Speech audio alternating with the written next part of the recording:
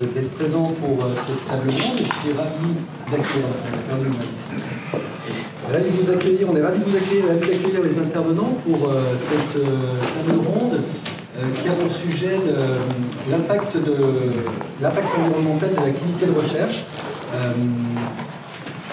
dont le cœur n'est pas forcément de s'interroger sur quelles sont les recherches à mener pour réduire l'impact carbone, l'impact environnemental, et plutôt comment, sur les recherches actuelles, on peut jouer, quelques actions, quel levier d'action on peut avoir pour le réduire, même si c'est peut-être un questionnement qui vient de manière un peu évidente ensuite. En tout cas, ce sera pas forcément le cœur de notre présentation, de nos échanges.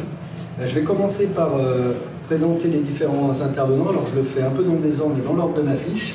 Louis Drassard, qui travaille à l'INSA en tant qu'ingénieur, diplômé en génie énergétique et environnement, et vous occupez depuis 2 ans le poste d'ingénieur performance énergétique, animateur énergie et économie de flux à l'INSA. Christophe Pérez, vous êtes docteur en chimie analytique, vous avez notamment été responsable du laboratoire de recherche et d'analyse parfum de Chanel pendant plus de 10 ans, et vous avez créé votre activité de conseil auprès des laboratoires notamment, et c'est notamment avec le Labo Durable que vous avez développé une méthode d'analyse du cycle de vie appliquée au secteur analytique. Maëlys Jouancel, doctorante au laboratoire Creatis, vous préparez une thèse de sciences en apprentissage profond sur des images médicales. Vous êtes membre du collectif LIFE qui porte au sein du labo une démarche de réduction de l'empreinte carbone à travers des actions de sensibilisation, d'analyse et de proposition d'action. Et Antoine Negel, doctorant en CIFRE chez, comment vous prononcez, Siemens. Merci. Votre thèse porte sur l'optimisation des approches multinoyaux combinées et à des techniques DRM avancées pour l'exploration non invasive du muscle in vivo. J'ai repris votre fiche LinkedIn. C'est compliqué parce que je ne pourrais pas le redire sans la note, je suis désolé. Et vous êtes également membre du collectif LIFE. Cette table ronde, elle est née un peu sous l'impulsion d'une plateforme membre du réseau MINS, qui avait assisté du coup à une intervention de collègues, de collaborateurs de Christophe Pérez, et qui nous dit, mais ça c'est intéressant, une démarche un peu innovante dans les labos, on peut se poser la question, c'est à l'ordre du jour, tiens, est-ce qu'on peut en faire quelque chose? Et donc ça a donné lieu à cette table ronde et à cette démarche, ce regard qu'on propose aujourd'hui. Je vais commencer par vous donner peut-être la parole, Louis, si vous pouvez peut-être nous donner un peu une photo, que vous puissiez nous aider à nous faire une idée de ce que représente finalement l'activité de recherche dans l'enseignement supérieur à la recherche et les dépenses énergétiques, les émissions de gaz à effet de serre. Est-ce qu'on peut avoir un ordre d'idée de ce que pèse la recherche là-dedans? Alors ça sera à l'échelle de l'INSA, mais peut-être que c'est un peu transposable aussi à des établissements équivalents. Bien sûr, bonjour à tous. Effectivement, à l'échelle de l'INSA, la recherche est environ 15% des surfaces. Le campus fait 200 000 m², plus ou moins, suivant les surfaces requises, et la recherche environ 30-35 000 m². Donc c'est relativement faible finalement à l'échelle des surfaces et de l'INSA. Par contre, en termes de consommation d'énergie, alors c'est compliqué d'avoir la consommation exacte parce que le problème de l'INSA et je pense de beaucoup d'universités, c'est que la recherche est dispatchée un peu partout. On a très peu de bâtiments de recherche et on a des bâtiments qui sont mixtes, enseignement, recherche, tertiaire. En fait, on a un peu tout dedans, donc on n'a pas de sous-comptage pour tout, mais en ordre de grandeur, ce qu'on peut dire, c'est, je pense que l'électricité, on est à peu près à 40-50% de l'électricité globale du campus qui est consommée par la recherche, sachant que le campus de l'INSA, il a 2 restaurants et 10 résidences étudiantes.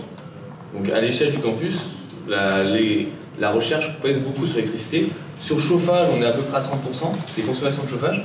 Donc alors si on donne des chiffres, l'électricité fait 5000 MWh dédiés à la recherche, 4000 MWh pour le chauffage. Pour le gaz, on est à peu près à 10%, mais ça reste anecdotique parce qu'on a très peu de gaz à l'INSA, à part pour la restauration, sinon on a relativement peu de gaz. Et le gaz utilisé par la recherche, c'est pour les usages de la recherche, c'est pas pour le chauffage. Et ensuite, par contre, ce qui est vraiment impressionnant, c'est sur les consommations d'eau. Alors qu'on a des résidences, 65% des consommations d'eau, c'est la recherche. Je pense qu'un campus comme Lyon 1, c'est possible qu'on arrive à 90% des consommations d'eau qui sont dédiées à la recherche.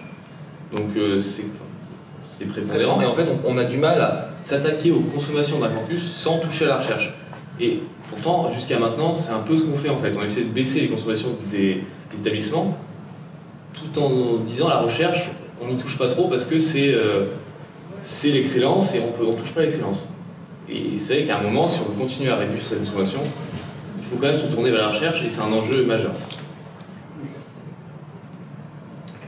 Merci pour cette introduction un petit peu ce tableau, mais du coup quand on veut avancer justement sur l'analyse de l'activité de recherche, comment on s'y prend? Plusieurs approches sont possibles. Christophe Pérez, vous avez avec le Labo Durable développé une méthode d'analyse du cycle de vie centrée sur un champ de recherche plus particulièrement, en tout cas il a été initié sur un champ de recherche particulier. Est-ce que vous pouvez nous dire comment vous travaillez, comment vous fonctionnez, qu'est-ce que ça permet aussi d'établir comme données, quoi? Alors, je trouve que c'est extrêmement, bonjour à tous, pardon. Je trouve que c'est extrêmement complémentaire d'aborder le sujet de cette manière-là. C'est que les consommations macro sur les sites d'ailleurs académiques, publics ou privés, finalement on se retrouve toujours à la même problématique. C'est que il y a des chiffres qui sont globaux, mais ils sont difficilement accessibles par les équipes de recherche dans les structures. C'est-à-dire que quand on leur demande, ne serait-ce que où est le compteur d'eau, où est le compteur électrique, là c'est la grande question, alors que chacun chez soi sait pertinemment où il est parce qu'il reçoit une facture. Donc en fait, il y a un grand besoin de comptabilité un peu plus analytique de ces questions-là, et finalement c'est presque deux mondes qui ne se croisent pas. Sur une structure industrielle, vous avez les services généraux, et plus la structure est grosse, plus il y a un éloignement entre vous, dans votre laboratoire, et ces services qui seraient à même éventuellement d'orienter. Donc c'est deux mondes complètement parallèles qui travaillent chacun de leur côté. C'est pour ça des fois que la clim ne marche pas ou marche mal, mais parce qu'elle est globalisée et ainsi de suite. Et des personnes qui veulent absolument avoir une action sur ce qu'ils font. Et on a finalement deux logiques qui fonctionnent mal. Nous, on a commencé à travailler, moi je viens de l'industrie, j'étais passé aussi par le milieu académique auparavant, et finalement il y avait des similitudes, même si les modalités d'approche sont un petit peu différentes. Quand on aborde, jusqu'à présent, quand on est contacté, on peut être contacté pour plein de choses, pour réfléchir à des questions de résilience au sein d'une équipe, tout comme on peut être sollicité pour la mise en place, l'organisation un petit peu plus optimale de bâtiments de recherche, que ce soit pour des laboratoires d'analyse, que ce soit pour des microbio, que ce soit de la R&D générale. On est plutôt aujourd'hui sollicité dans des actions d'urgence pour de la résilience.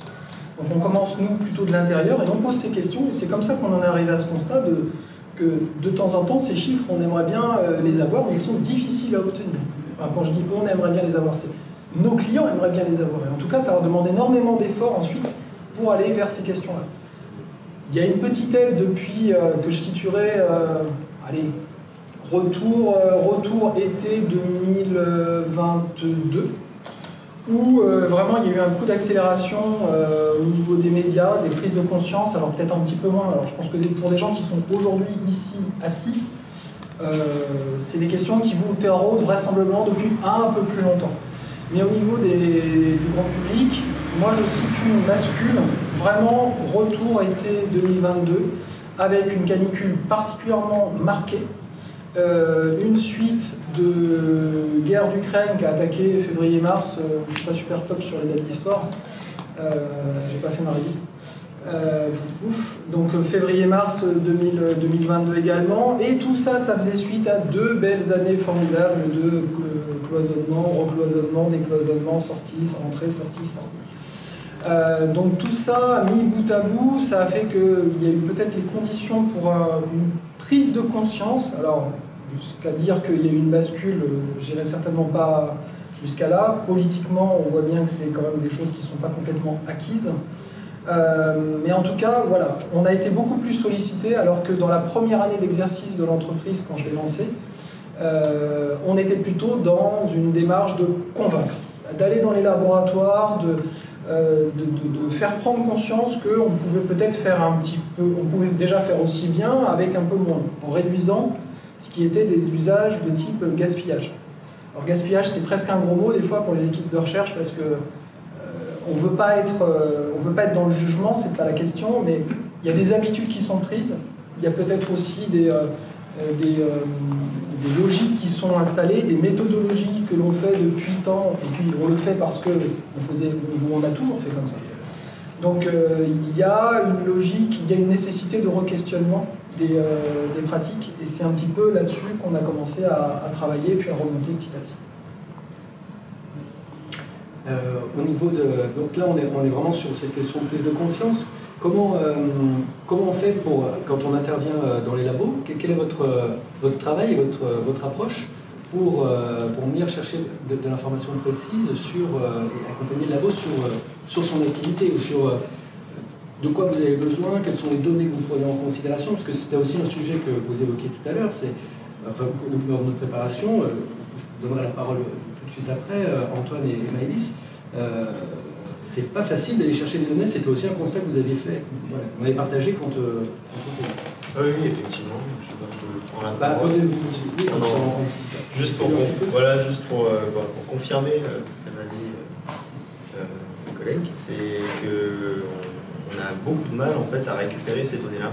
Donc nous, notre but en fait en live, c'était de déjà faire un bilan des gaz à effet de serre du laboratoire.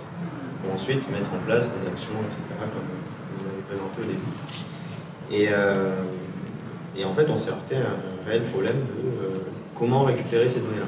Donc au niveau du bâtiment, mais aussi au niveau de la pratique des chercheurs au quotidien, par exemple, les missions, en fait, les déplacements en mission, les déplacements de domicile-travail, l'achat de matériel informatique, l'achat de substances pour l'expérimentation, etc. Et en fait, ça, les outils qui sont présents en fait, dans les laboratoires, déjà ne sont pas parfois centralisés au niveau des mêmes services, etc. Ce n'est pas une seule et même personne qui peut vous donner en fait, accès à toutes ces informations.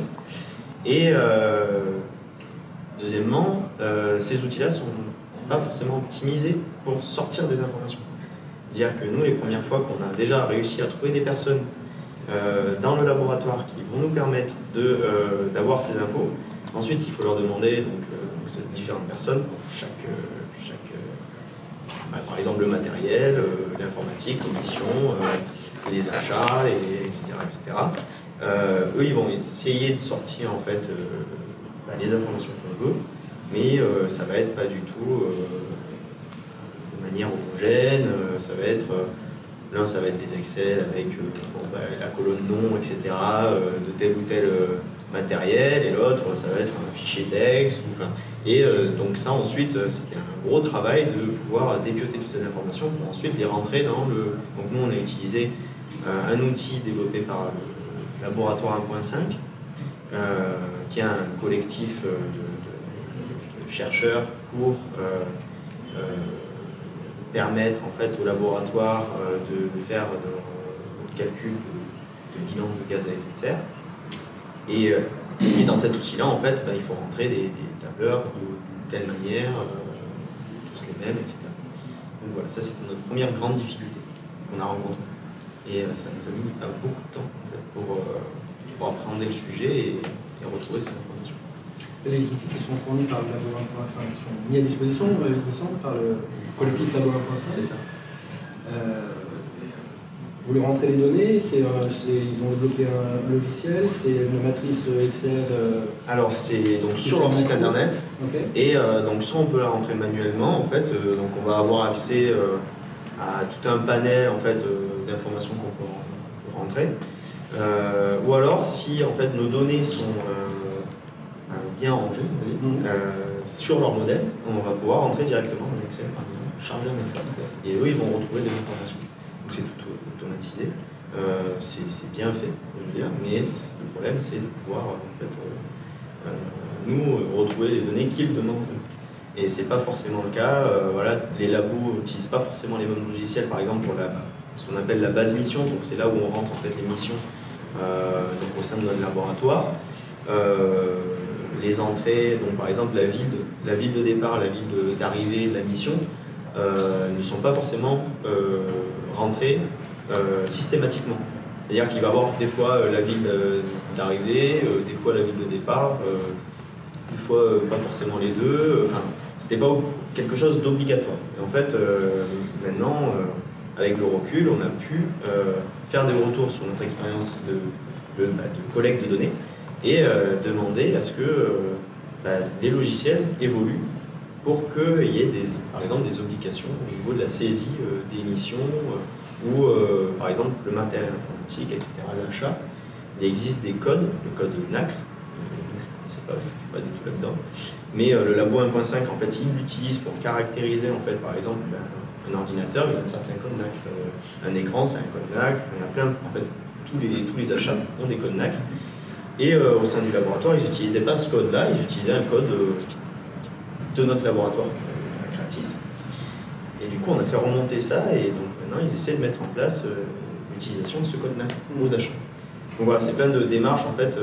standardiser, enfin transformer un peu... C'est ça, pour pouvoir, en fait, coller au modèle du calcul du bilan de gaz à effet de serre. Voilà. Donc après, c'est plein de questionnements, et ça fait un peu bouger beaucoup de pratique. Beaucoup de pratique, donc ça après il faut aussi y aller avec délicatesse et essayer que ça se passe bien et de montrer l'intérêt en fait du calcul du bilan de gaz à effet de serre, etc. pour faire évoluer les pratiques. Votre approche, Christophe, est basée sur, j'imagine, un outil propriétaire pour le labo durable. On est dans la même logique, on va chercher les données, on essaye de les organiser de manière standardisée et conforme pour pouvoir les traiter, les rentrer dans un modèle. Ça transforme également, comme le disait Antoine, les pratiques. Vous amenez à transformer les pratiques au sein des labos. On a développé un outil informatique également. Je tiens à souligner d'ailleurs que le collectif A.5 a fait un travail énorme, très général, qui permettait déjà d'avoir des grands ordres de grandeur, et je crois que c'était ce dont la communauté scientifique avait, à mon sens, le plus besoin en premier lieu. Après, pour plein de choses, voilà, nous, on est 2 personnes à faire partie d'un groupe de travail de 1.5. Ça a été vraiment une très belle initiative. En tout cas, il faut vraiment la saluer et l'encourager.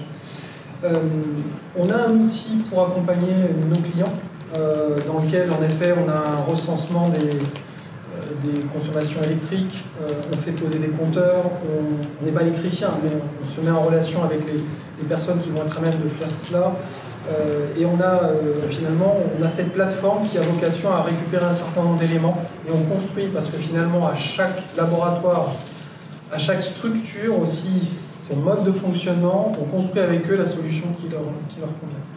Ça c'est finalement pour l'aspect un petit peu technique, mais en 2 ans on a énormément cheminé sur la réflexion, et on a un deuxième outil, c'est donc Carbone 4, qui est assez connu, a développé une stratégie qui s'appelle une stratégie OCARA, qui est pour l'étude, qui est pour l'évaluation, qui sert à évaluer la résilience des structures.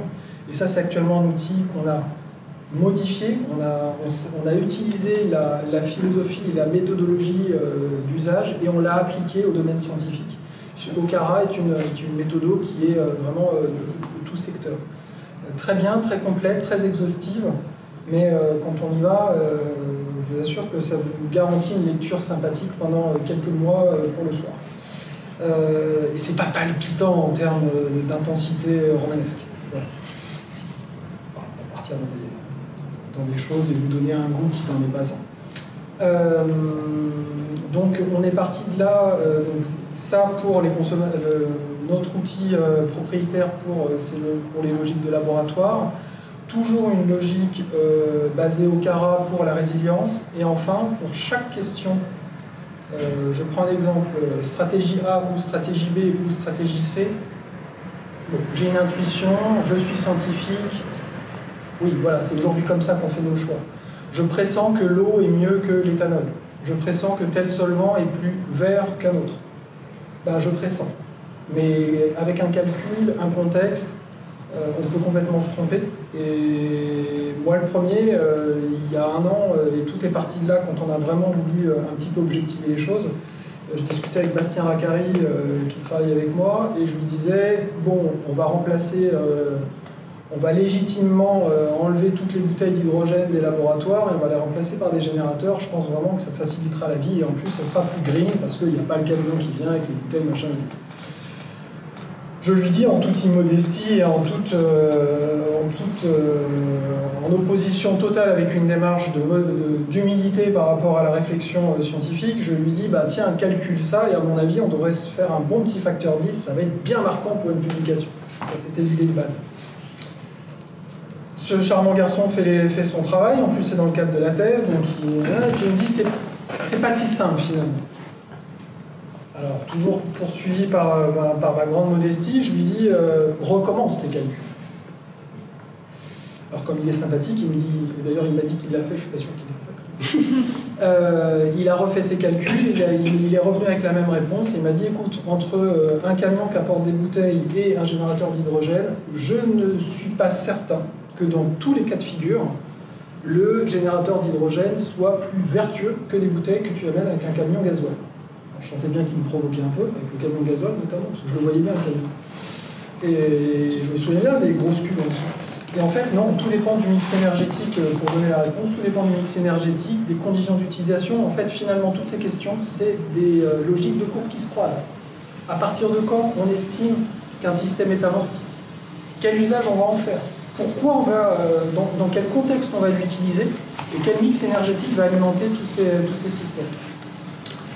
Exemple, si je reste toujours sur mon générateur d'hydrogène, si je le mets en Pologne, bah, il vaut mieux, très nettement, se faire apporter tout, à chaque récurrence, les bouteilles par un camion au diesel, entre la fabrication du générateur et le coût d'usage de ce générateur au niveau énergie.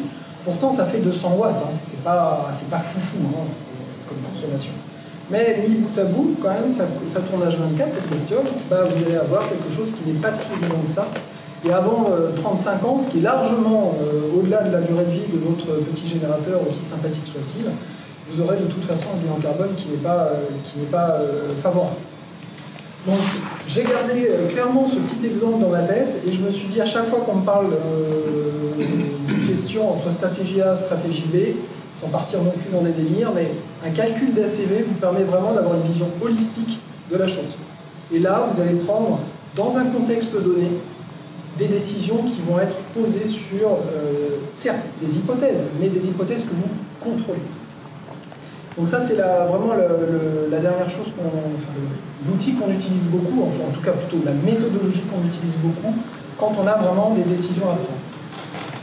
Et maintenant, quand même, avec nos clients, et que ce soit d'ailleurs du privé ou du public, ça c'est la petite expérience privée qui m'a quand même beaucoup servi, c'est que j'écoutais avec beaucoup d'attention les propos qui étaient tenus juste avant. On peut mettre tous les systèmes qu'on veut, les fichiers,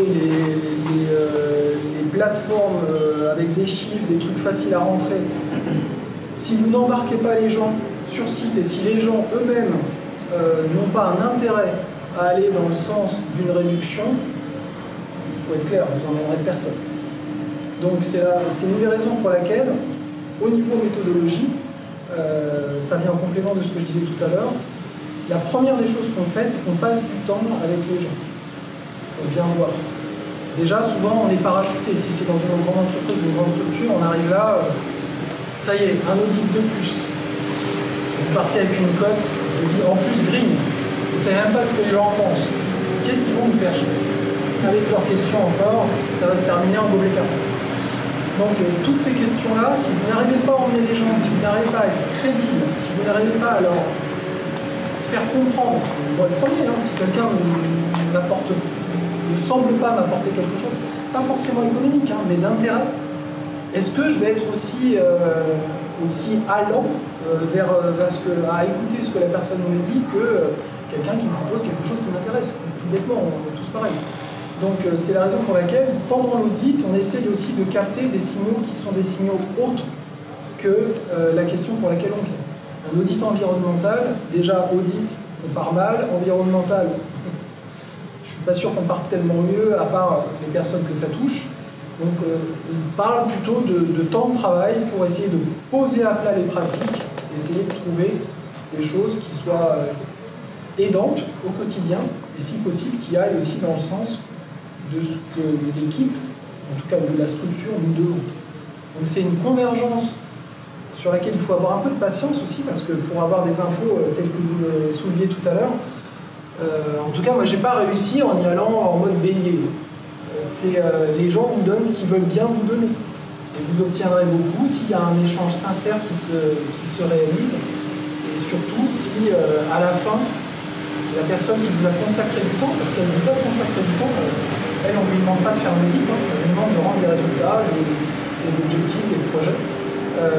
Une fois que vous avez gagné cette confiance, le but du jeu, c'est quand même de ne pas la perdre et d'être extrêmement honnête, et que ce que vous avez vendu à la base, ce que vous avez semblé promettre à la base, puisse être présent à l'arrivée, tant pour le demandeur que pour la personne qui vous a audité.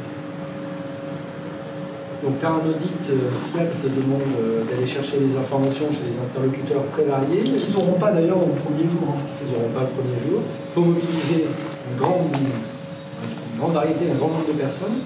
Et ça prend du temps. Ça prend combien de temps? Est-ce que vous avez des ordres de grandeur je pose la question à tous les deux, Christophe et Antoine, si jamais vous étiez là lors du premier audit d'ailleurs. Nous, ça nous a pris, je pense, en fait, quasi 6 mois pour avoir toutes les informations. Ensuite, il y avait aussi la compréhension en fait, des outils, etc. Et en fait, on tâtonnait le temps de comprendre qu'est-ce qu'il nous fallait comme info. Et ensuite, il fallait trouver les personnes qui pouvaient nous donner ces informations. Et ensuite, il fallait dialoguer avec ces personnes, etc., pour leur faire comprendre nos objectifs. Parce que, voilà, on a un petit collectif de doctorants, un groupe de doctorants qui veut faire un bilan de gaz à effet de serre. Ça sert à quoi? Qu'est-ce que vous faites là? C'est la pédagogie que Christophe c'est ça, c'est ça, c'est exactement ça. Donc nous, d'abord, en fait, on a commencé par déjà créer ce collectif-là, à réfléchir sur quelle ambition on avait et à le présenter en fait en assemblée générale de laboratoire. Et en parler avec la direction aussi pour poser à plat le texte et qu'en fait que ce soit tout le monde connaisse notre groupe et qu'on puisse arriver ensuite en contactant les gens et en se présentant en tant que live et en tant que doctorant qui veut faire un bilan de gaz à effet de serre et d'autres actions qui vont pour le développement durable, etc., sensibilisation. Donc on a fait un gros travail en fait de sensibilisation avant, pour faire comprendre aux gens que c'était important de faire ça, parce que on avait vraiment besoin et que de toute manière aussi, ça allait arriver par le haut, à un moment donné ou à un autre. On le voit maintenant dans les laboratoires qui sont poussés en fait à faire ces bilans, comme beaucoup d'entreprises le font, etc. Parce que maintenant c'est devenu presque réglementaire.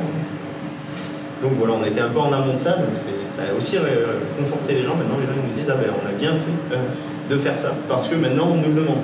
Donc voilà, et donc bon, on est arrivé avec ce projet-là et ça met assez longtemps pour avoir des réponses, puis bien formuler ce qu'on avait besoin, parce que la personne elle doit nous donner ce qu'on a besoin. Voilà, donc il y a des allers-retours, il y a beaucoup de discussions, et puis je pense que ça nous avait pris 6 mois avant d'avoir tout rentré, en fait, que ça soit tout bien fait sur le site et d'avoir un premier résultat. Combien de personnes mobilisées sur le collectif dans ces 6 mois, et pourquoi uniquement des doctorants? Alors déjà, uniquement, pas forcément des doctorants, c'est-à-dire en fait c'est venu de doctorants,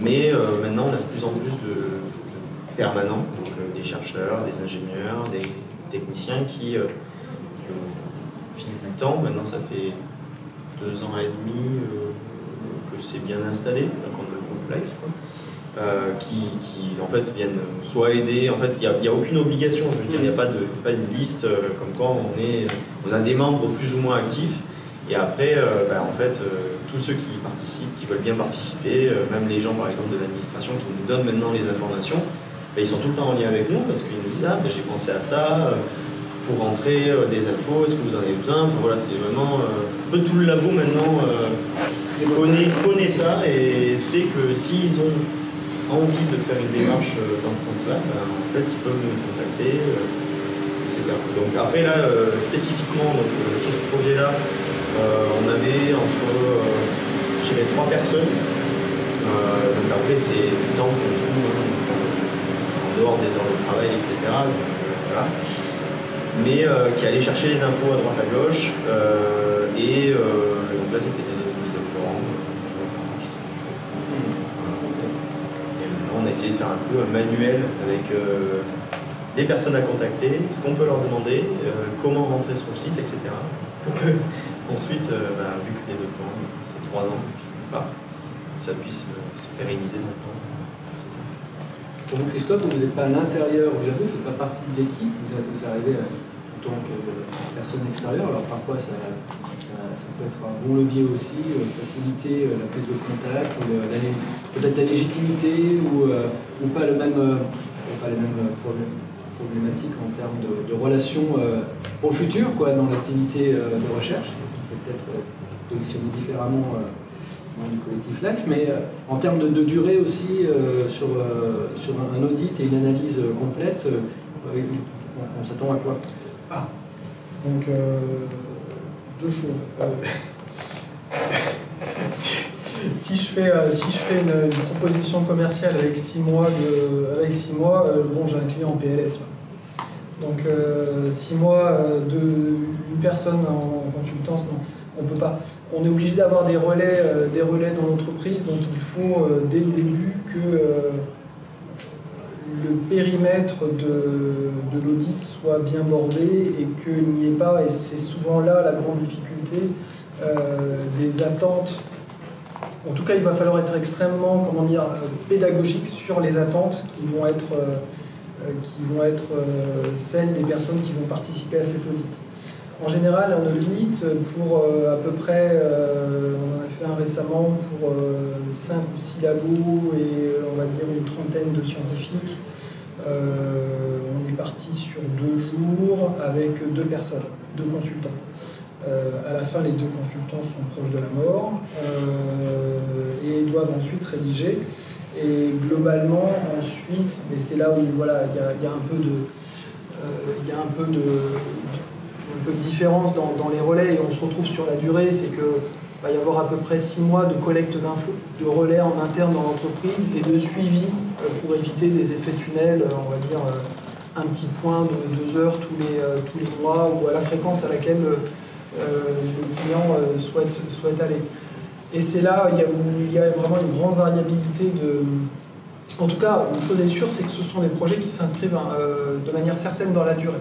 Donc il faut avoir une volonté politique au sein de l'entreprise ou de la structure publique pour avancer. Parce que sans relais sur une durée pareille, vous n'arrivez pas à construire les relations nécessaires pour avancer. Et de toute façon, il y a une temporalité qui est extrêmement difficile à gérer, c'est que les gens qui vous sollicitent, et je pense que vous avez été un petit peu tous dans cette dynamique-là, veulent immédiatement diminuer. Alors évidemment, je pense qu'il y a des choses qui sont de l'ordre du bon sens qui peuvent être faites, et encore par rapport à l'exemple que je vous donne avant, le bon sens, moi je me méfie un peu, mais pour partir sur des logiques comme ça, il va falloir dans un premier temps mesurer. Et cette collecte d'infos, pour avoir une idée du point de départ, et je pense que des chiffres comme ça, comme tels que vous avez évoqués tout à l'heure, sont extrêmement importants. La différence entre des mètres carrés et... il faut avoir des chiffres qui frappent. Sinon, en tout cas, il faut les mettre en correspondance avec des choses qui vont parler aux gens. J'étais quand même surpris des chiffres de l'eau. C'est beaucoup la recherche. C'est pas trop jamais étudiant.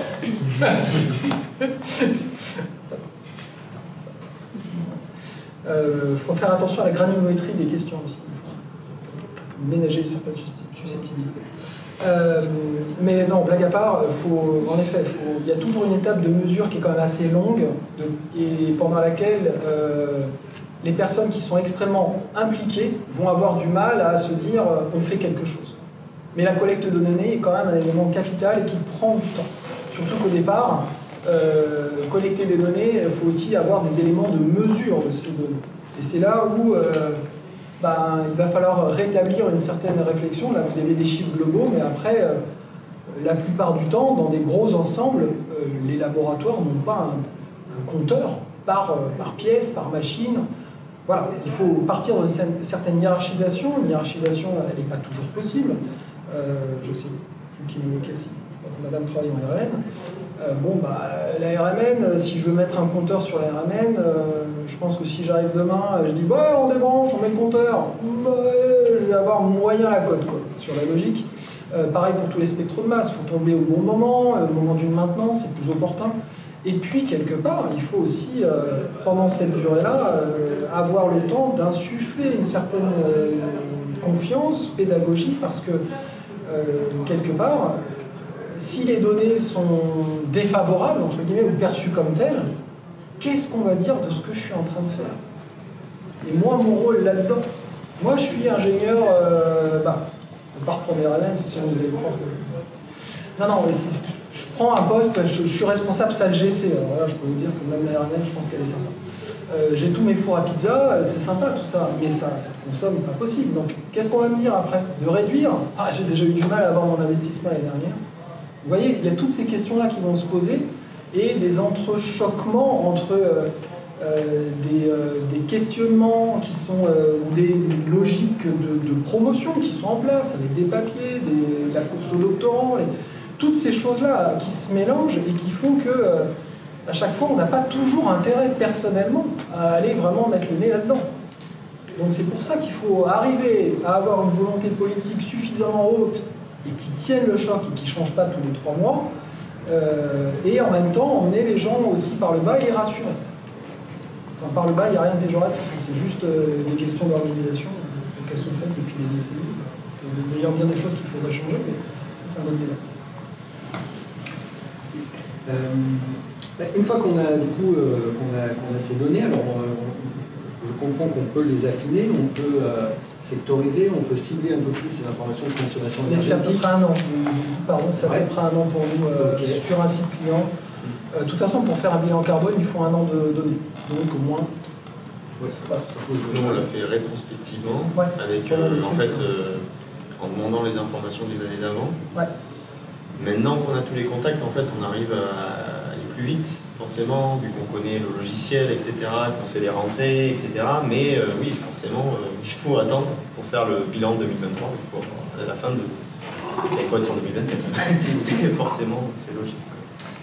Et une fois qu'on a toutes ces données, alors vous évoquiez une difficulté de quelle action on met en place, qu'est-ce qu'on fait comme choix pour réduire, pour intervenir. Peut-être que Maïs, vous pourrez ici témoigner de ce qu'a proposé le collectif Life au sein de Creatis. Il y avait plusieurs choses. Il y a ces actions entre guillemets correctives, mais tant que long terme, vous allez en parler. Puis il y avait aussi cette notion qui avait déjà été évoquée précédemment. Finalement, la démarche d'audit est déjà une démarche de sensibilisation au sujet. Vous proposez aussi d'autres démarches, d'autres actions pour continuer ce travail-là une fois l'audit réalisé, une fois l'analyse réalisée. Alors une fois qu'on a utilisé les outils du labo 1.5 et qu'on a fait notre bilan carbone, il y a plusieurs conclusions qui se sont faites, puisqu'on a vu du coup où est-ce que nos dépenses allaient, où est-ce qu'on avait le plus de dépenses en termes de gaz à effet de serre. Et les trois principales sur des années comme 2020 qui sont pas non plus très représentatives, 2020-2021, puisqu'il y a eu le Covid, il y a eu le confinement, donc c'est pas non plus très représentatif. Mais la conclusion, c'était que les plus grosses dépenses, c'était au niveau des déplacements pour l'émission. Je ne me souviens plus des chiffres et des pourcentages, mais c'était pour l'émission. C'est à peu près 45% du bilan total. Donc, ce qui représentait 60 tonnes à peu près. Après, voilà, comme on dit, en fait, c'est des premiers chiffres, il faut qu'on les affine, des nouveaux outils, comme on va parler après. Donc, il y avait ça. Il y avait les déplacements domicile-travail, mais ça, c'est difficile. C'est vraiment de la sensibilisation et ce que fait chaque personne à l'intérieur du labo. Et il y avait aussi tout ce qui était matériel informatique, beaucoup, parce que notre laboratoire travaille beaucoup sur des ordinateurs, sur des clusters de calcul avec des gros GPU qui tournent beaucoup. Beaucoup de doctorants, quand on arrive, on a un nouvel ordinateur avec des fois un GPU, ou des fois un autre écran, donc ça fait beaucoup de matériel informatique qui est ajouté chaque année. Et du coup, c'était vraiment ces trois grosses parties qui ont un gros impact. Et du coup, à l'issue de ça, on a fait des propositions qu'on a soumises au vote pour l'ensemble du laboratoire. Propositions, je pense, qui avaient été travaillées avec la direction, je pense, pour affiner un peu les directions dans lesquelles on voulait aller. Et ces propositions qui portaient sur déjà, est-ce que le laboratoire veut suivre la trajectoire des accords de Paris, est-ce qu'on veut réduire nos dépenses de gaz à effet de serre? Est-ce que, à partir de ça, il y avait une question sur l'émission, donc il y avait les... Est-ce que pour aller en mission, on prend l'avion, on prend le train? Et du coup, à partir de quelle distance en train on décide que ça vaut mieux de prendre, ça vaut plus le coup de prendre l'avion. Donc on a proposé une durée maximale de 6 heures en train. Donc si la durée est inférieure à 6 heures en train, il faut que la personne qui part en mission prenne le train en fait. Et sinon elle peut prendre l'avion si c'est supérieur à 6 heures. Et après, lié à ça, il y a la question qu'on veut mettre en place un quota carbone pour chaque personne qui part en mission. C'est-à-dire que on veut qu'à l'avenir, chaque personne ait un quota carbone annuel sur 1 an qui ne doit pas dépasser. Donc une personne ne pourra peut-être pas faire 10 voyages aux États-Unis dans l'année pour aller en conférence, pour aller rencontrer d'autres chercheurs, et il va falloir faire des choix. C'est beaucoup, mais je pense que ça... C'est un quota carbone qui est centré sur ses déplacements ou sur l'ensemble de ces émissions, des émissions qui comptent? Non, là c'est sur ses déplacements en mission. Sur le quota carbone, est-ce que vous avez pondéré par rapport au métier de chaque personne ou pas? Alors, du coup, déjà, en fait... À l'âge. Ouais, parce que ça, c'est une grosse question. Donc, ce qu'on a fait, déjà, c'est essayer de récupérer les données des missions. Et comme je le disais, c'était très problématique. Donc, en fait, là, on est en train de développer un outil intégré dans la base mission. Donc, en fait, à chaque fois qu'un chercheur, un membre du laboratoire rentre sa mission, déjà, ils sont obligés de rentrer la ville de départ, la ville d'arrivée. Déjà, ça, c'est la base. Ensuite, il y a un calculateur d'émissions, enfin, son moyen de transport. Un calculateur des émissions de gaz à effet de serre qui voit ce qu'il émet. Bon, après, les calculs peuvent être discutés, etc. Mais au moins, c'est déjà une première approximation. Et une fois qu'on aura recueilli ça de manière fiable, en fait, sur 1 an, on va pouvoir faire une sorte de Pareto. Donc, c'est calculé sur l'ensemble des missions, celles, en fait, à partir de quel seuil on a les plus polluants. C'est-à-dire qu'à partir de quel seuil on impacte les 20% qui polluent, les 20% du personnel qui polluent 80% du total. Alors moi, c'est des seuils, ça c'est pareil tout, quoi. Et là, ça va nous donner en fait un chiffre. Donc là, on s'est basé sur le laboratoire L'Océan. Vous pouvez trouver sur internet le laboratoire L'Océan qui ont fait une démarche sur les effets de serre et sur la mise en place de ce quota-là. Et donc là, par exemple, on va dire que ça serait 4 tonnes par personne. Donc là, une fois qu'on a ce seuil-là, nous, ce qu'on prêche, c'est qu'il n'y ait pas de différence entre les personnels. Après, c'est comme ça qu'on l'a voté. Mais c'est possible que, heureusement, il y ait des ajustements avec le temps, etc.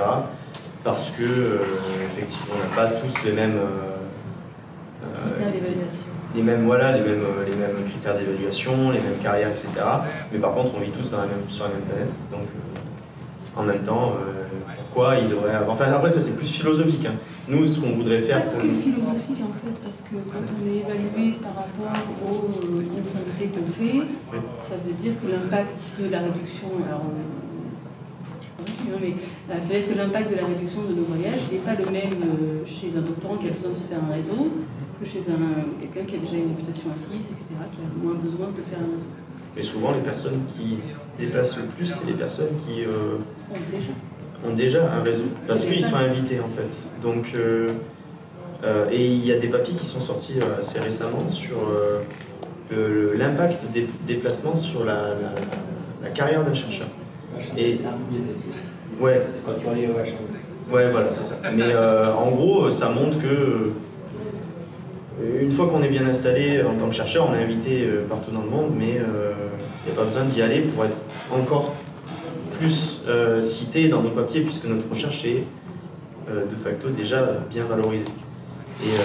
Et après, les doctorants, ben après ça c'est un travail de sensibilisation aussi en fait, pour faire accepter ça, pour faire comprendre en fait que ben, il va falloir commencer à planifier notre carrière, nos voyages sur plusieurs années, par exemple sur notre doctorat, pour se dire ben, là je vais pouvoir aller par exemple aux États-Unis, mais l'année prochaine ben, je vais faire 2 confs européennes.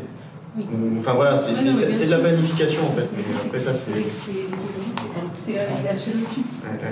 C'est pas au doctorant de décider s'il doit faire des confs internationales ou pas. Le mieux c'est qu'il fasse tout ce qu'il faut pour qu'il ait une meilleure carrière derrière et que ça soit rendu possible par la réduction justement de ceux qui ont déjà la réputation. Non mais je pense que c'est une possibilité. Pardon. Moi j'avais juste la question, si vous me permettez.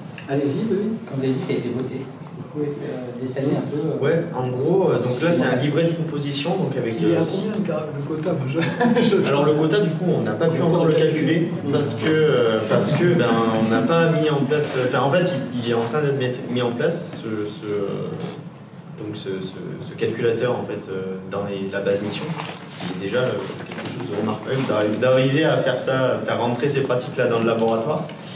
Donc on commence à avoir une estimation rétrospectivement, mais vu que les données n'étaient pas forcément bien rentrées, on rentrait des fois plusieurs fois parce que la personne déclare 2 fois sa mission, on ne sait pas pourquoi, donc c'est un gros travail de tri.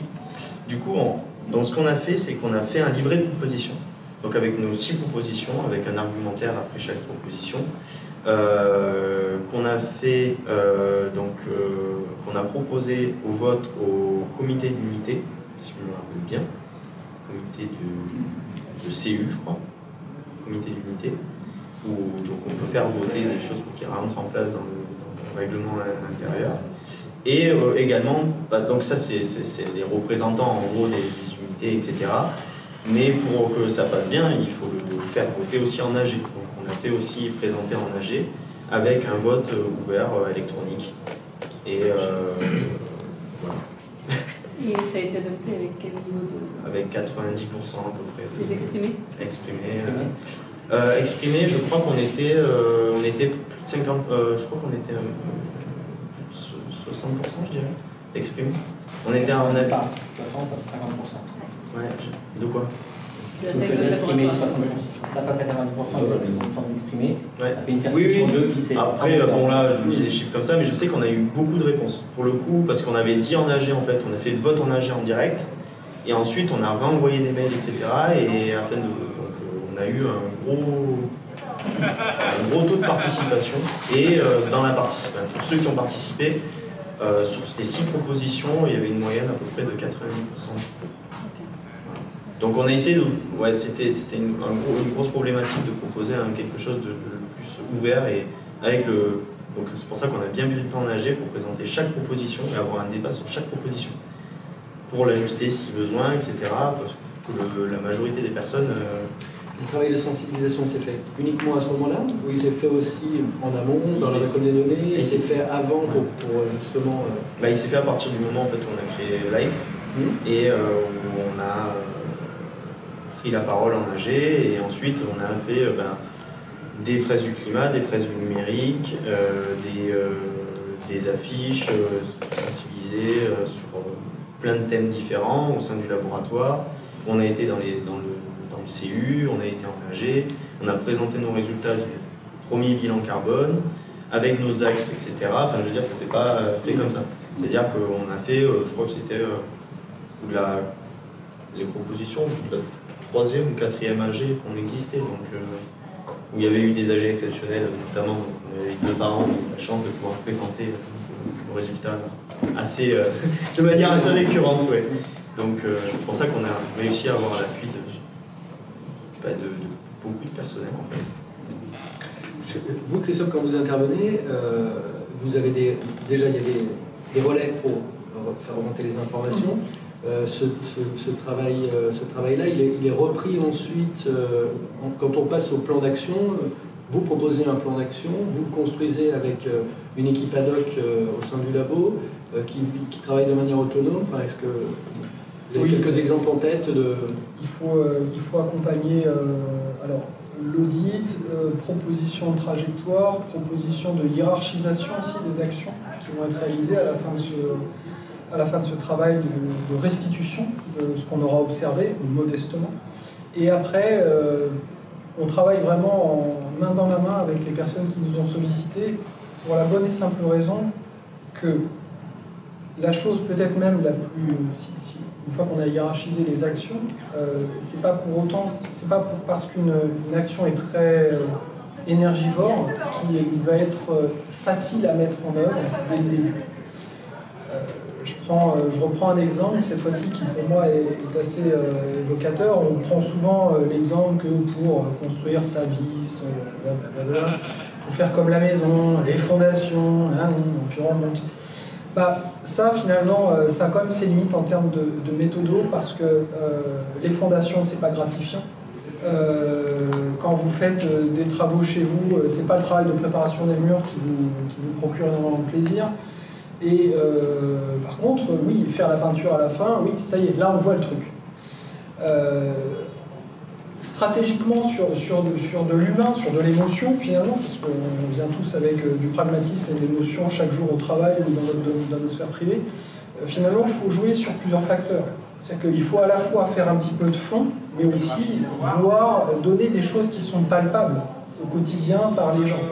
Donc on ne peut pas démarrer des projets en ayant uniquement des grosses lames de travail qui ne sont pas visibles ensuite par les personnes avec qui on travaille.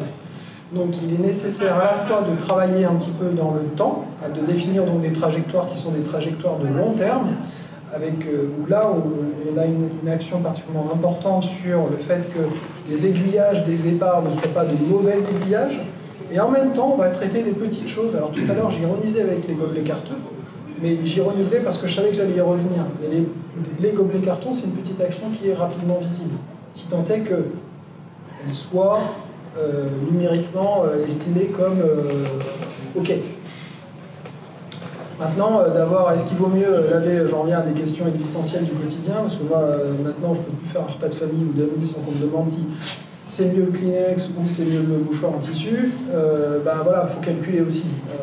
Mais voilà, s'il y a des petites actions à apporter, il faut mixer entre des choses qui sont des actions long terme et des actions court terme sur lesquelles on a la satisfaction d'avoir mis quelque chose en place. Et ça, c'est pas si difficile que ça, parce que quand vous entrez dans une structure, il y a forcément une ou deux personnes pour qui c'est important et qui va y aller parce que c'est quelque chose qui a un véritable sens pour elle.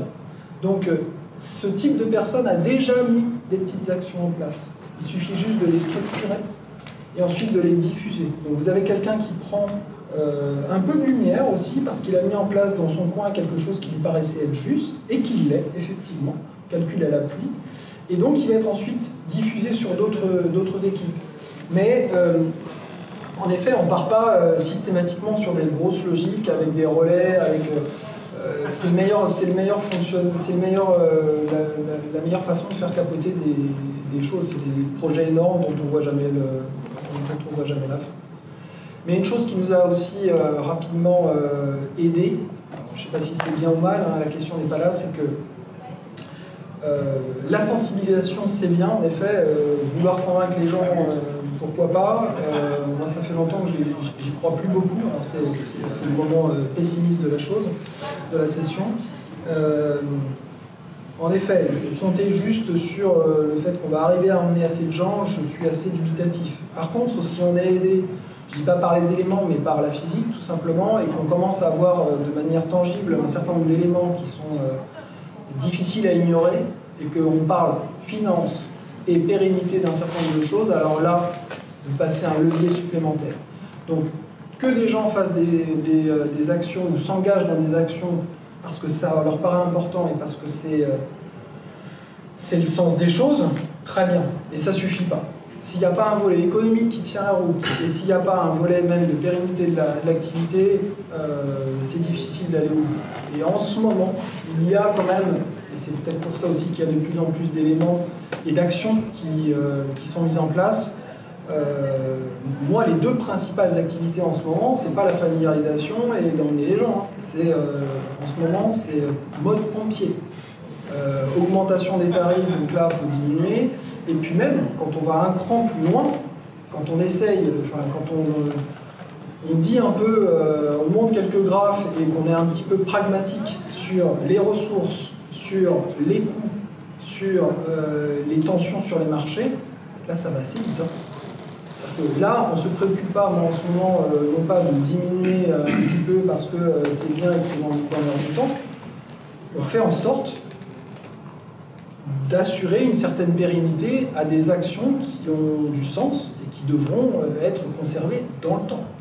Parce qu'aujourd'hui, là vous souleviez des problèmes d'eau, si on passe le mètre cube d'eau, si on lui fait faire un facteur 10, là ça va plus rigoler beaucoup. Hein. Comme vous le disiez tout à l'heure, au niveau décisionnaire, vous voyez les factures arriver, bah, c'est arrivé avec les boulangers, ils ont dit oh, si vous ne filez pas le coup de main, demain il n'y a pas de croissant. Et là, dans ce cas-là, il y a des choses qui se mettent en place. Et bien dans les laboratoires, étant donné qu'on est sur des logiques de niche en fait, par rapport, vous souliez tout à l'heure par rapport aux chiffres, c'est petit, mais finalement ça consomme plus qu'on ne le pense, ces bêtes-là. On consomme des choses qui sont souvent rares, faites en petit volume, qui sont souvent énergivores et qui ont une certaine préciosité. Je ne sais pas si ça se dit, mais vous voyez à peu près le sens. Donc, quelque part, au bout d'un moment, si on manque de ressources, ben, très rapidement, voilà, quand on dit il faut sauver la planète se débrouillera toute seule. C'est nos activités auxquelles il faut réfléchir. Est-ce que ce qu'on fait a du sens, et ainsi de suite. Et après, conserver et mettre en place les actions qui sont nécessaires pour préserver ce qui doit l'être. Et quand on commence à parler en ces termes, au niveau des laboratoires, que ce soit public ou privé, il y a un petit peu plus d'écoute. Et c'est encore timide. C'est encore timide. Deux choses, je rebondis sur deux choses par rapport à ce que vous disiez. Il y avait d'une part les actions visibles, un plan d'action avec différentes échéances. Hein. Vous évoquiez le travail sur le quota carbone qui prend du temps à être mis en place, mais qui va agir sur une des dépenses les plus importantes. Et puis vous avez mis en place, vous proposez en tout cas avec le collectif Live, des actions à plus court terme, avec peut-être aussi plus de visibilité plus rapide. Donc, je ne sais pas, vous avez peut-être quelques éléments là-dessus, et puis après je reviendrai vers vous, Louis, sur les aspects économiques. Et vous avez des choses à nous partager sur les expérimentations récentes de l'INSA que vous avez pu faire, notamment cet hiver. Mais peut-être, Maëlys, si vous aviez d'autres... Oui, des actions qui sont moins... peut-être un moins impactantes et puis qui sont moins...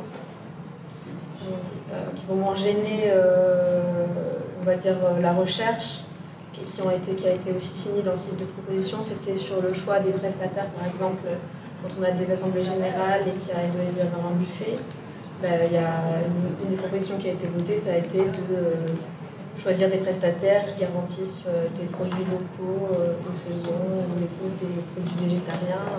Et ça, c'était peut-être plus facile à faire voter aussi, et c'était une des propositions qu'on avait. Il y avait aussi sur le renouvellement informatique, l'achat du matériel. Sur l'achat du matériel, dès qu'un nouvel arrivant au laboratoire, maintenant, il y a maximum un ordinateur qui est donné avec un écran, un pack arrivant, alors qu'avant, il aurait pu y avoir le PC plus 2 écrans plus d'autres choses, alors que maintenant, ça a été voté, il faut être un peu plus... un peu plus attention à ce qu'on a. Ça a été aussi propositions un peu moins phares de la liste. Vous avez aussi augmenté le renouvellement, la durée du renouvellement, la fréquence de renouvellement du parc informatique? C'était au niveau de l'assurance, c'est-à-dire que l'assurance, avant, elle était constructeur. Au début, c'était 3 ans, puis ça a été 5 ans, et maintenant, en fait, c'est ce qu'on voudrait faire, et peut-être fait, je sais pas, ce serait 7 ans. Mais la difficulté là, c'est les composants, etc. Faire passer ça au niveau du constructeur, c'est assez compliqué. Donc, nous, on était resté sur 5 ans et essayer de maximum en fait, garder déjà les ordinateurs, les écrans, etc. le plus longtemps possible. En essayant d'appuyer sur le fait de prendre soin. Parce qu'il faudrait en fait idéalement qu'ils fassent une thèse et des masters ensemble, donc des stages. Si par exemple les écrans, ça peut durer très très longtemps. S'il y a des personnes qui veulent des secondes d'écran ou quoi que ce soit, ils n'ont pas à en acheter, en fait il y a tout un stock de vieilles écrans. Donc c'est un peu, voilà, c'est pareil, c'est de la sensibilisation, c'est des bonnes pratiques en fait. Parce que c'est pas en triant ses mails qu'on va changer pour des choses. C'est notamment à l'achat en fait. C'est ça qui produit le plus de gaz. La fabrication du produit, c'est ça. C'est ça. Donc il faut vraiment essayer d'avoir un impact sur l'achat. L'usage, c'est vraiment important et c'est bon de le soulever. Il y a eu, alors on avait monté une asso il y a de ça quelques temps, The Green Ethical Project, je me suis un peu mis en retrait par rapport à l'entreprise. Mais on avait adapté l'indice de réparabilité qui a été proposé par le gouvernement. Très bonne idée. Alors par contre, comme quoi il y a dû y avoir un certain travail, l'indice de réparabilité, si ma mémoire est bonne, ne s'applique qu'aux téléphones portables, aux ordinateurs portables, aux tondeuses à gazon et aux machines à laver à hublot. À hublot. Alors pourquoi, je ne sais pas. Mais en tout cas, on a retravaillé cette base-là et on a essayé de réfléchir aussi pour faire en sorte qu'il y ait une réflexion sur l'indice de réparabilité des choses. J'ai toujours été un peu frileux avec la limitation initiale des choses que vous souliez tout à l'heure. Je ne sais pas si c'est une bonne ou une mauvaise réflexion, hein. Mais moi, par exemple, la logique des doubles écrans est parfois nécessaire quand on veut travailler efficacement. C'est pas simple de dire à tout le monde, bon bah allez hop, mono-écran, parce qu'on fait des restrictions. Voilà, c'est là où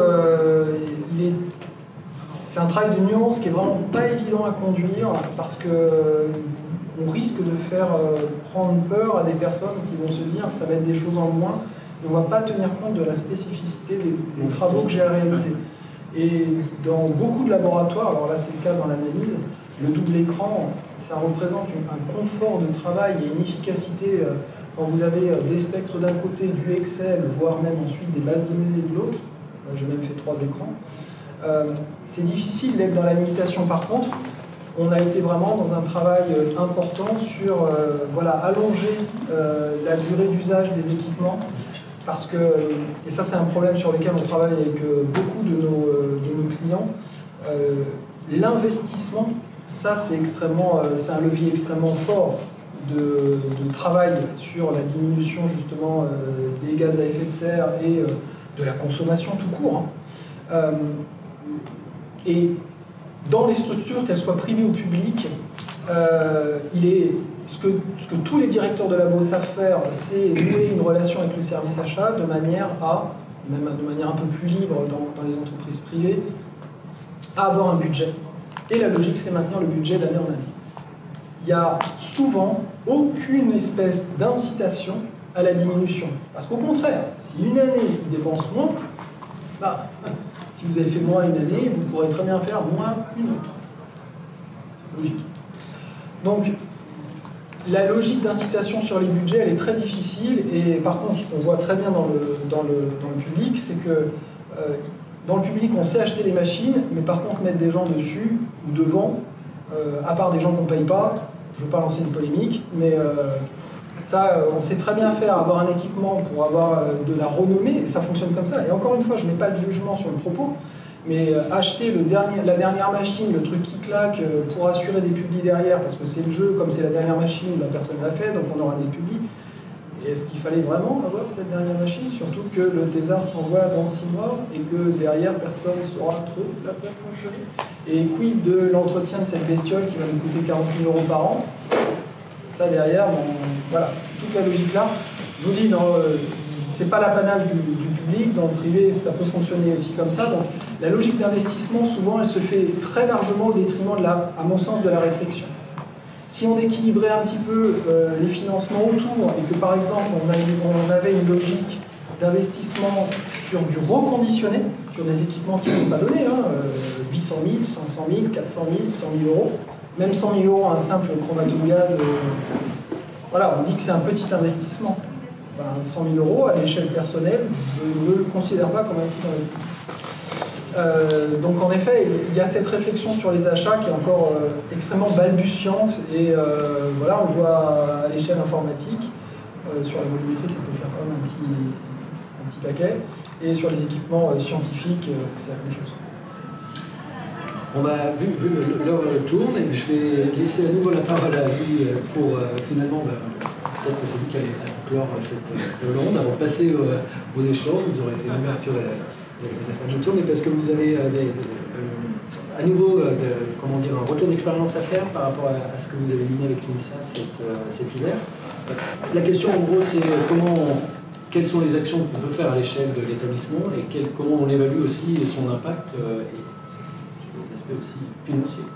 Je vais partir avec des chiffres. Voilà. Mais comme on a dit, finalement c'est à la rentrée 2022 où on a secoué le cocotier, mais d'un point de vue de la direction en fait. Et là, c'est là où on voit la différence, c'est que jusqu'à maintenant, c'était beaucoup individuel, qu'est-ce qu'on peut faire, qu'est-ce qui peut être fait. Là, c'est la direction qui impose, qui dit il faut faire des efforts.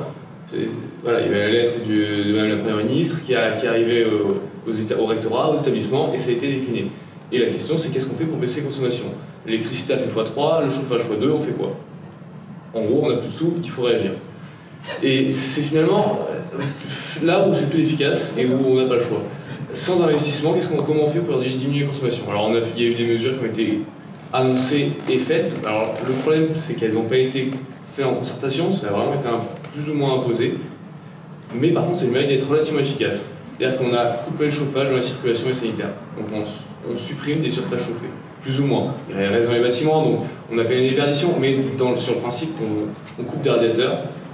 On a retardé le démarrage du chauffage et on a anticipé, retardé et anticipé la coupure. Là pareil, on tronque 2 semaines d'un côté, 2 semaines de l'autre, plus ou moins. Ça dépend des conditions météorologiques, mais quand même. On a coupé l'eau chaude sanitaire. Plus d'eau chaude sanitaire dans les bâtiments, sauf cas particulier, mais en principe, dans les salles de convivialité et dans les sanitaires, plus d'eau chaude. Là aussi, on coupe quoi. On a essayé de limiter le chauffage à 19 degrés, plus ou moins facile. Limiter la climatisation à 26, ça aussi, c'est pas forcément évident, suivant les appareils, ça marche plus ou moins bien, mais on a quand même baissé les températures de chauffe. On a ramassé les radiateurs électriques déjà interdits sur le campus, mais là on est passé à manière forte, on les a ramassés. On a mail de prévention, puis passage en camion, quoi. Et c'est vrai que c'était strict en fait. Le problème c'est que ça n'a pas du tout été bien vu par la majorité des usagers. Ah bon? Et non, effectivement là c'était assez carré. La période de coupure à Noël est passée de 1 semaine à 2 semaines. Et c'est vrai que ça c'est quelque chose, les étudiants ont 2 semaines de congé, mais le personnel avait 1 semaine de congé plus ou moins obligatoire, et après la semaine de travail normal, et on est passé en télétravail sur cette semaine-là. Parce que le campus finalement reste ouvert, encore une fois, pour 15% des surfaces. Alors que tout le monde est absent, sauf le personnel. Et de la même manière, on a fait 1 semaine de coupure en février. Donc pendant cette semaine, on a coupé le chauffage, on a mis en gros réduit, pareil. Et c'est des choses qui finalement ont relativement bien porté leurs fruits, parce que voilà, en chauffage, cette année, alors on prend par rapport de septembre à mars, on a baissé de 26% les consommations de chauffage et de 9% d'électricité. Alors après, on a dit ces chiffres, c'est bien, est-ce que c'est grâce à ça qu'on l'a fait?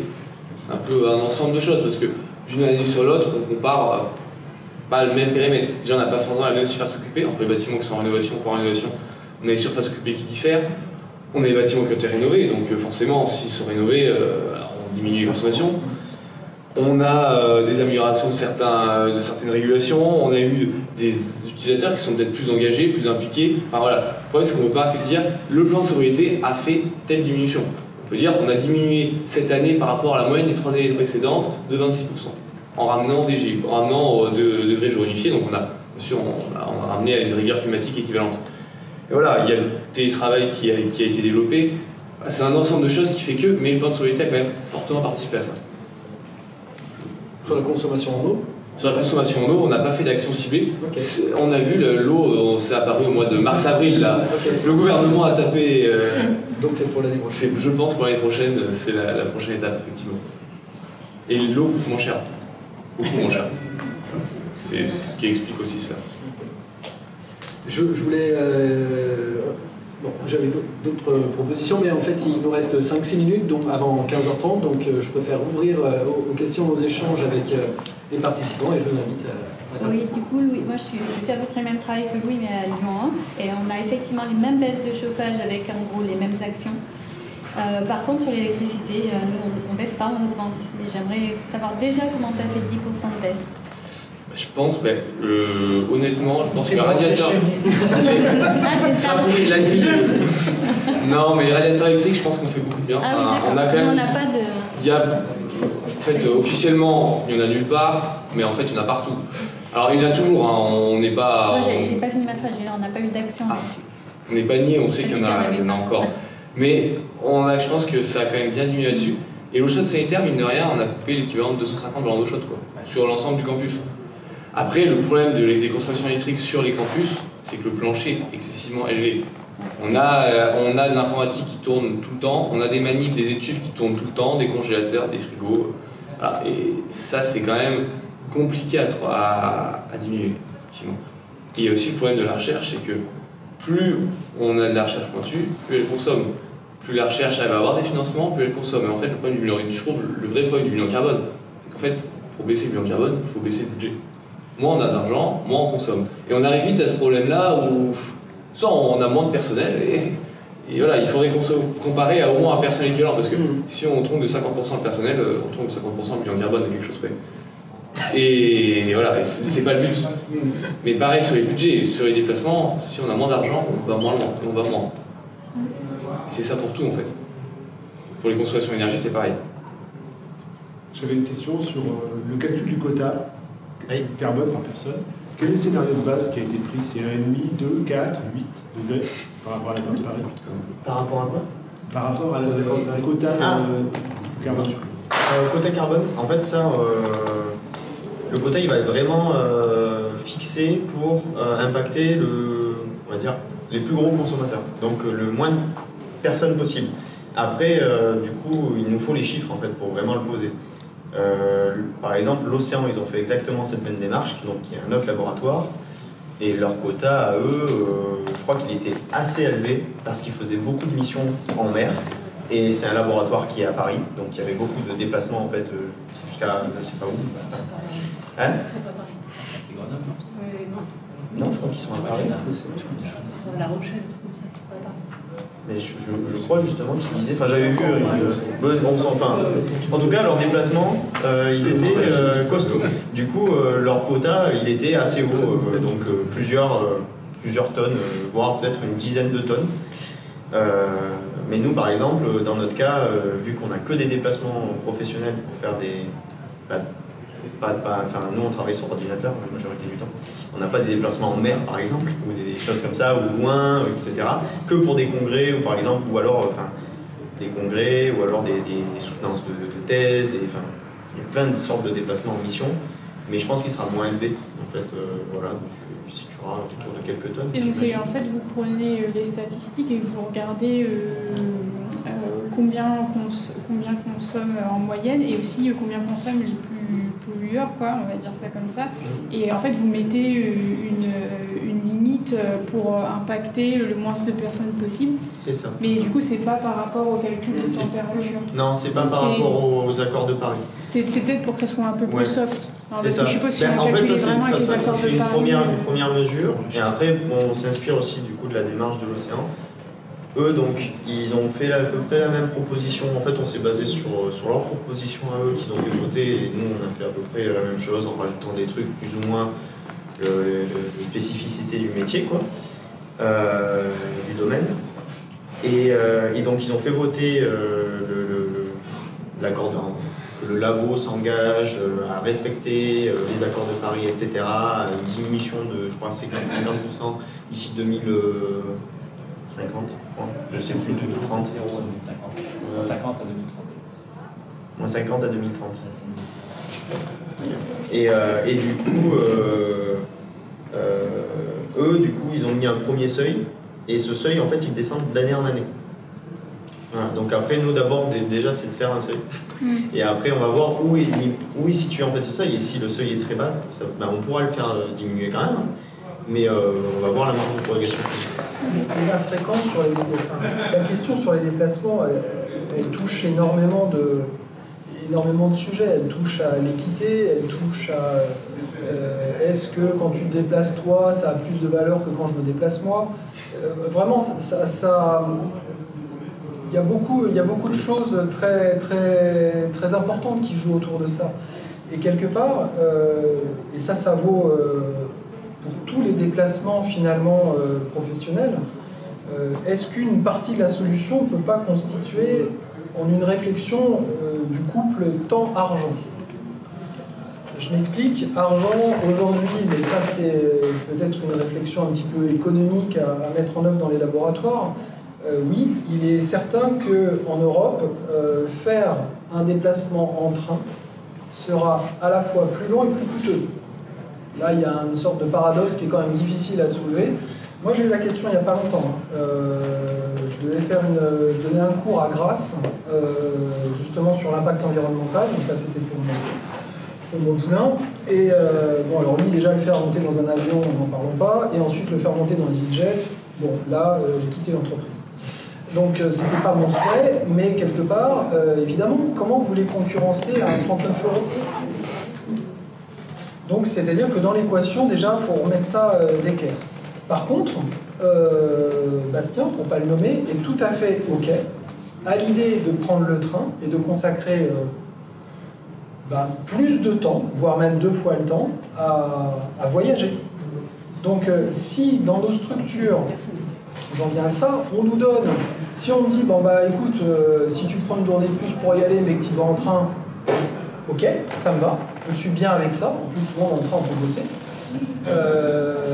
et ben peut-être que ça va ouvrir, alors en doctorat je dis pas qu'on a beaucoup de temps, mais on en a peut-être un peu plus, on est pris par moins de choses pendant le doctorat, et même pendant... Après, tout est question de choix. Hein. C'est cette phrase qui me fait toujours peur. J'ai pas le choix. Ben, si, en fait, c'est qu'on n'assume pas celui qu'on fait. On dit un peu brutalement. Donc, si au niveau société, on commence à accepter de prendre un petit peu plus de temps pour les voyages, moi, je vois pas pourquoi on limite tant que ça. Alors, évidemment, si je dois aller faire un congrès en Nouvelle-Zélande, bon, j'ai pas prévu forcément de faire le Vendée Globe au moment où je dois faire ma conférence. Ça risque de prendre un peu de temps. Mais il y a un certain nombre de déplacements qui peuvent être envisagés de manière différente. Alors vous mettiez 6 heures, ouais, 6 heures c'est pas mal. Je pense qu'il y a un petit peu de pédagogie à faire autour de ça, parce que 6 heures de train, des fois ça peut paraître beaucoup, mais si on nous donne le temps de le faire, peut-être que ça va débloquer, peut-être pas tous, parce qu'il y a des vies de famille, il y a des vies un peu compliquées, mais en tout cas ça pourrait peut-être... lâcher du mou sur, et puis en tout cas inviter certaines personnes à bon bah voilà, si tu me donnes une journée de plus, ben voilà, je veux bien le faire en train. Je posais surtout la question par rapport aux 2 tonnes, qui est l'empreinte qu'on va atteindre, qui est 2 tonnes pour 52 degrés, et qui est déjà en dessous on est presque à 1 tonne quand on va vraiment être efficace. Bah 2 tonnes, vous n'allez pas aux États-Unis. Hein, voilà, non, mais justement, c'est l'urgence de la situation qui fait qu'on va sensiblement baisser notre empreinte carbone. Et qu'on a des études, je conseille des lectures directives, où les usages du numérique déjà empiètent à 45% d'empreinte carbone annuelle. Ça veut dire que le doctorant qui va aux US, sa thèse, il va pas aux US pour les vacances. Ouais. Voilà, il y aura des choix sur la concurrence d'usage. Les 2 tonnes aussi, on parle d'individus. Et là, on parle aussi de laboratoire. C'est aussi... Enfin, je veux dire, moi, je le prends dans une globalité, personnellement. C'est-à-dire que j'ai bilan carbone individuel qui ne comprend pas ce que je fais dans mon boulot, quoi. Et après, il y a mon bilan carbone de mon travail professionnel. Bon, je le prends en global. Donc, quand je fais un déplacement en avion, ça m'impacte individuellement parce que ma conscience, en fait, elle prend un coup parce que j'ai pas envie de le faire. Mais que des fois, tu as un congrès et c'est le seul congrès que tu vas faire dans ton doctorat et il est aux États-Unis. Et par exemple, j'en fais qu'un. Et j'en ferai pas d'autres. Enfin, après, ça, c'est des arbitrages. Des arbitrages, mais voilà. Vous avez une dernière question, non? Ok. Écoutez, je vous remercie. Oui, alors les dernières question rapidement, je reviens sur l'aspect du chauffage. Ouais. Alors, je vois que le gain est important, mais au niveau du campus, il faut savoir qu'il y a quand même beaucoup de bâtiments qui sont connectés au chauffage urbain. À tous, enfin dans l'ensemble, tous. La majorité. Ouais. Et pour être utilisateur, nous on sait que le chauffage urbain, c'est entre guillemets une arnaque, puisque au niveau de la facture annuelle, il faut savoir que 50% de la facture, c'est de l'abonnement. Ah, je sais. Oui, ça c'est un vrai problème. Je sais bien. C'est pour ça que je parle en consommation et pas en coût.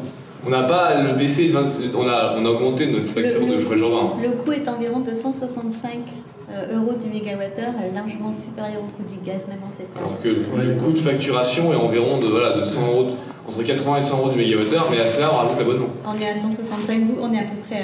Oui, mais on rajoute l'abonnement. c'est au global. Oui, voilà, le coût global. Moi je parle du coût de la fourniture et de 100 € du mégawattheure. En ajoutant l'abonnement, ça fait 165. Donc effectivement, le problème vient là. Ce chauffage urbain est impliqué par la métropole. Et donc l'État, on se tire une balle dans le pied. Financièrement, après, en termes de consommation, c'est pas le cas, mais financièrement, oui. Voilà. Parce que le coût carbone du chauffage urbain est par contre bénéfique par rapport au gaz. Et bénéfique, en gros, c'est 40-45% de gaz dans le chauffage urbain et le reste, c'est l'incinérateur et un peu de biomasse. Il faut savoir l'ordre de grandeur, c'est ça. Les critères, on va s'appuyer. Si on s'intéresse au carbone, on va quand même. Voilà, si on s'intéresse on va payer plus cher. Oui, bien sûr. C'est ça. Je voulais juste faire une dernière remarque par rapport à cette idée de voyager en train. Nous, on l'a bien vu, on a des collègues sur les rencontres en Pologne. Il y a eu des gros problèmes aussi, vous disiez prendre sur le temps, mais aussi un problème administratif. On ne leur permettait pas de prendre une nuit d'hôtel dans des jours qui contenaient la croix et la bannière pour leur permettre de faire ça. Et c'était, comme vous l'avez dit, majoritairement des étudiants volontaires qui ont des vies de famille qui leur permettaient de faire ça.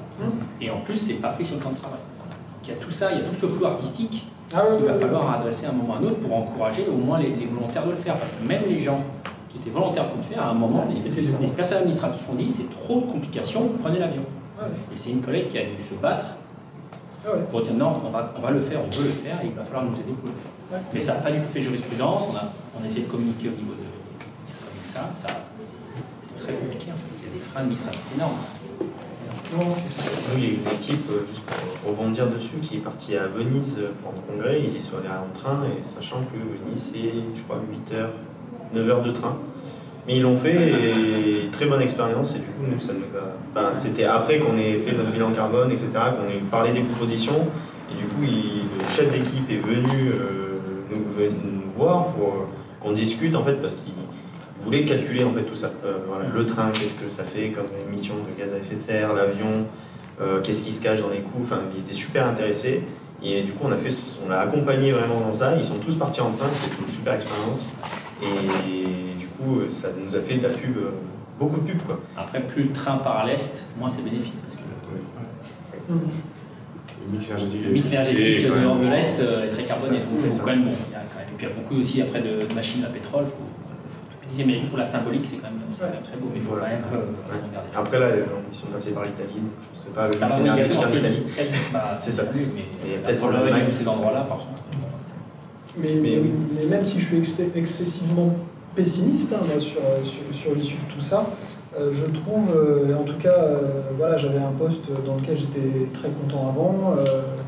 J'ai démissionné pour plein de raisons. Et en tout cas, ce que j'expérimente, j'ai des jeunes autour de moi dans l'équipe. Ce que je trouve intéressant, malgré ce pessimisme que j'ai posé, c'est que, en tout cas, ces réflexions sont l'opportunité de retoiletter ou de re-questionner nos pratiques, que ce soit dans les déplacements, que ce soit professionnel.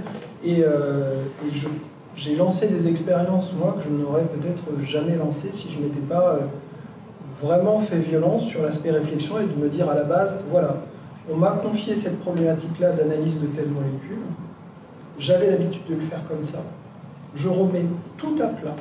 et je re-questionne, je re-réfléchis les bases, je revois est-ce que j'ai vraiment besoin de ça? Est-ce que j'ai vraiment besoin de ça? De sorte que je puisse rendre à mon client la version la plus rustique de l'analyse, mais qui réponde strictement à son cahier des charges. Et éventuellement, je vais le faire évoluer sur le cahier des charges si besoin, mais l'objectif, c'est, avec des éléments les plus sobres possibles, parce que derrière, je suis en train de me dire, la méthode que je mets en place là, il faut qu'elle tienne 5-10 ans, donc il faut que j'anticipe des coûts énergétiques qui vont sans doute évoluer. Est-ce que je lui fournis quelque chose de suffisamment rustique pour aborder ces années? Et je trouve qu'intellectuellement, dans nos métiers, en tout cas, un partage d'expérience dans le mien, ça m'a fait énormément de bien. Ah, je gagne un peu moins bien ma vie. Merci à tous les quatre pour vos témoignages et votre intervention. Merci à vous pour cette participation. Et